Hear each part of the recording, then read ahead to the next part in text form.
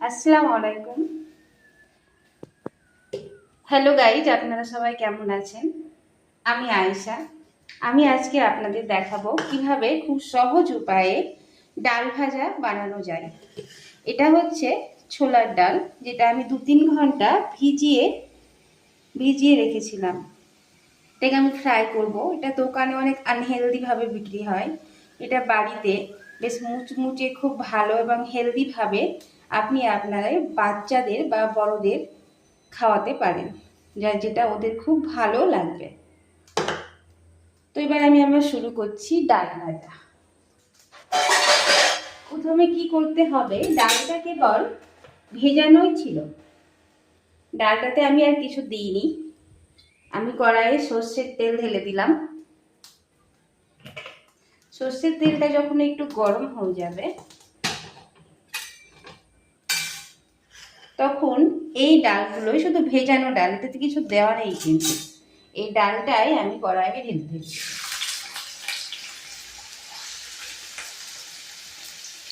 এটা দুবারে করতে হবে গাইস, আমি অনেকটা করেছি।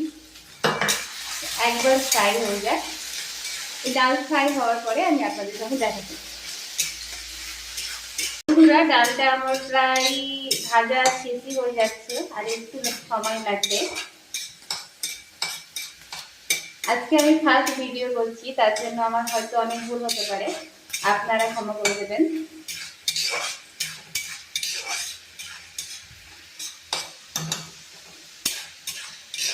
তো ডালটা এবার ফ্রাই হয়ে গেছে, দেখুন ব্রাউন কালার চলে এসেছে। এটা 4 থেকে 5 মিনিটের মধ্যেই হয়ে গেল। এটা হালকা আঁচে করতে হবে না, এটা একদম নর্মাল যে গ্যাসের যে এটা থাকে ওই আর কি করতে হবে। এটা আমার কমপ্লিট হয়ে গেছে, এটাকে আমি উঠিয়ে নিচ্ছি।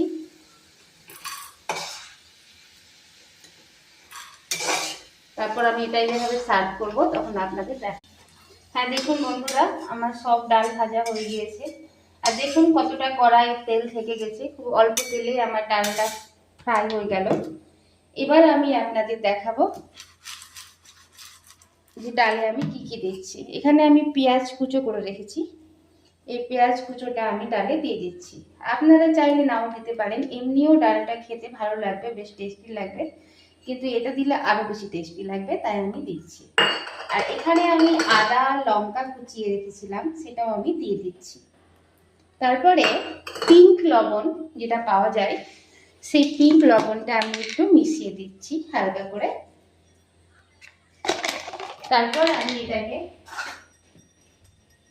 চামচ দিয়ে মিক্স করে নিচ্ছি ভালো করে। তো বন্ধুরা, বেনে গেল আমাদের ডাল ভাজা।